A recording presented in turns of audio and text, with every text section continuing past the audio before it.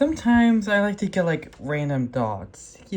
Thoughts that aren't, um, you know, enough for me to make like a fully crappy edited video, but enough to just to like take out my phone and record it on like my little papery character. So, yeah, we're going back to this style. So, one of the random thoughts I have sometimes would be the existence of Mrs. Afton. Do I think she does exist? I mean, she has to. I mean, how else would we get, like, the bare minimum of Michael and Elizabeth and Cranchild if you think he's an Afton? And Foxy Bro if you think that Michael is a separate character from Foxy Bro and Cranchild. Like, like, as funny as William just giving birth by himself for three to five kids, depending on your stance, is, and I could see that probably happening in the day shift of Freddy universe. Isn't really in the game continuity, and we have at least implications of Miss Afton if we're using the staff bots to represent the Afton family. So I do think Miss Afton exists. Do I think she's important to the plot? No. Like, the closest I could think of is probably Midnight Motorist if you think Foxy Bro / Michael is the runaway kid. And why I say he could argue to have doubt with CEOs. To be fair, if Henry is still alive by 2023, and assuming he's a fucking old man, you could probably argue the same for Miss Afton being the CEO. I personally have my own headcanon, which I'll get into later. But yeah, I do think Miss Afton can exist. I just don't think she is the CEO, or at the very least, I don't think she's anyone other than debatably couch person. If you think Orange Guy is William Afton, that house. Speaking of which, I don't believe in kidnap or motorist. It never really, well, in theory, it could make sense. I don't know, it just seems always kind of random from a narrative angle, like, when you start thinking about it, like, why kidnap one kid from a house? Why not go to, like, 5 extra houses and just kidnap other kids? You can argue that for the DCI or to save the minigame, but even then, that seems kind of random. Why not just kidnap the kids in the restaurant?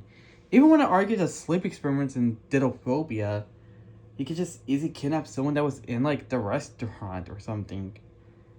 That would probably make more sense. Just kidnap the kid from the restaurant. Or just wait until they're outside alone with no parental supervision. Like, in the Charlie mini game of Security Puppet. Or the Save Him / Give Cake mini game. Or heck, even with the Living Tombstone shown in that freaking It's Been So Long song. It's not canon, because I don't think you should use fan songs to determine the lore, but something to, it's an example if you believe fan songs determine the lore for some reason. And probably more if with the movie, which I'll get into later. Which, actually, now I think about it, there is one moment where William actually did legitimately kidnap a child, and that would be, well, in the FNAF, well, spoiler, in the FNAF movie, you could say, oh, yes, this to confirm kidnap motorists. But the more you think about it, with the context in the movie, it kind of makes me doubt that. Because, yes, you can look at it at the angle of it confirming, but you can also look at it at the angle of it debunking.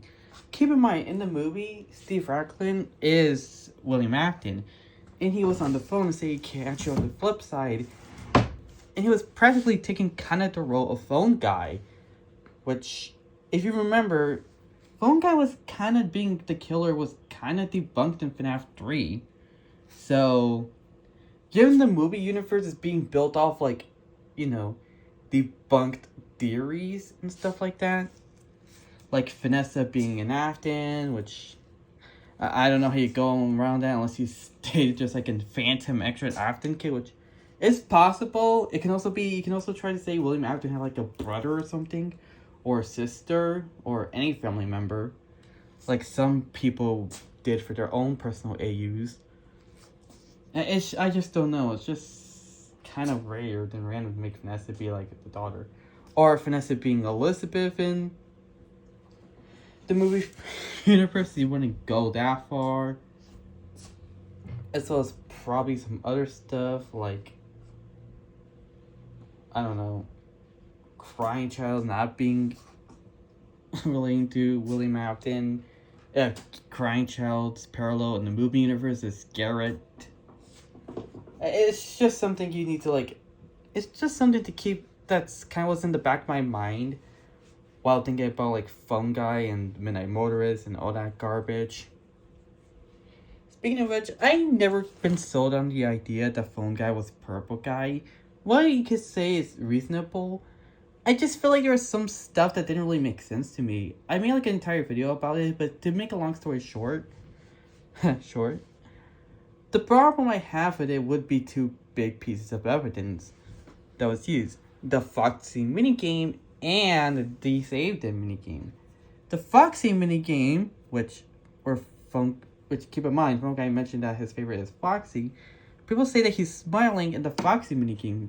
So that would be, oh, he loved Foxy. Which, one, he's smiling like in every other minigame. By that logic, his favorite is also Freddy the Puppet.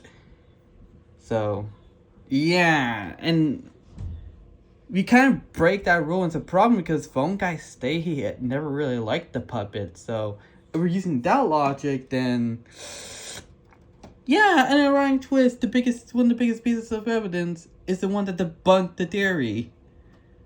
Another problem would be the Save Them minigame. While, yes, Phone Guy was a security guard by the offensive FNAF 1, he was never really confirmed to be the guard for FNAF 2.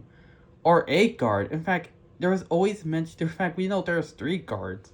Jeremy, Fritz, and the day shift guard.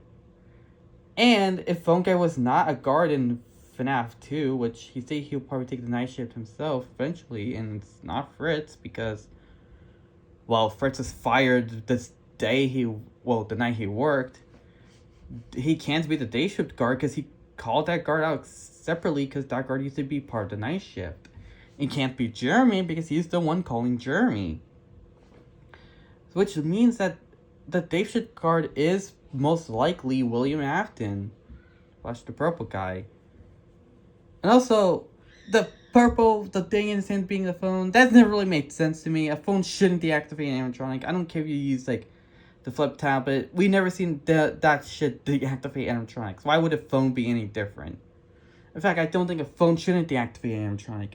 Now I would think the phones would probably deactivate animatronics nowadays because the garbage that is Fazbear Fright and Tales of the Beast Blacks opening up different stupid concepts like Fazgoo, Sea Bonnies, the fucking Mimic, and, you know, all that good stuff. But at that point in time, William Afton seems to be a different character from Phone Guy. So, in a ironic twist, the modern shit will probably help prove that thing that could be a phone happened when we're at the point in time where Phone Guy and Purple Guy are just separate characters. Not to mention that in the movies first, they kind of combine them just for the sake of, because, adaptations tend to do that, combine characters sometimes. Or at least for a personality trait or a role of a character. Like Carton kind of had like the Injection Remnants plotline and the Four Closet. I know this because I had this stupid graphic novel. Unfortunately, it's in the trash bin right now, so I can't really grab it. Ultra Kid Inside, though, yeah. Another random thought that kind of came to mind, and it's something that, came to mind, and that would be the fact that, AUs, basically. I have, like, my own personal alternate universe AU thing, or, like, headcanon. And one that being that Phone Dude is, get this, the indie dev. The reason I kind of headcanon this because, and it's ironically similar to the logic to like Phone Guy has to be the killer still because of the sim knowing the safe rooms. It's about Phone Dude would have the tapes, and I just kind of think of that logically. And if he's making like at least slightly kind of recreations 1 to 3, he would probably know how the phantoms would work, and he would say like the air ventilation would you start hallucinating, and that would probably explain the phantoms if for like the equivalent of 1, 2, and 3 in the FNAF universe, which is in Help 1 and it applies to virtual experience.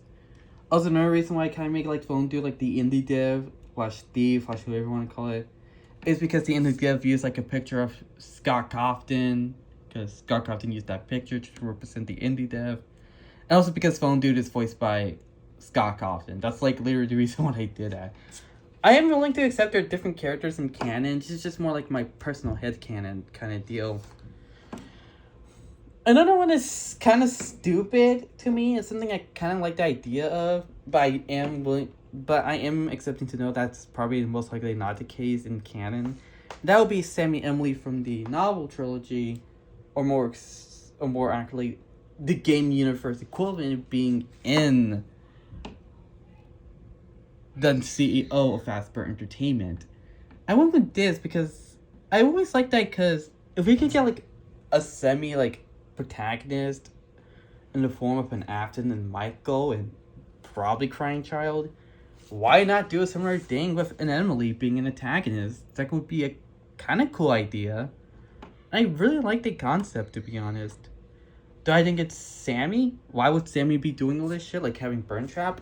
He could probably bring back his family. Maybe there is someone trying to bring back a family, but it could be Sammy. Again, it's probably not the case, and it's definitely non-canon. It's just a thought that just kind of popped into my head from time to time.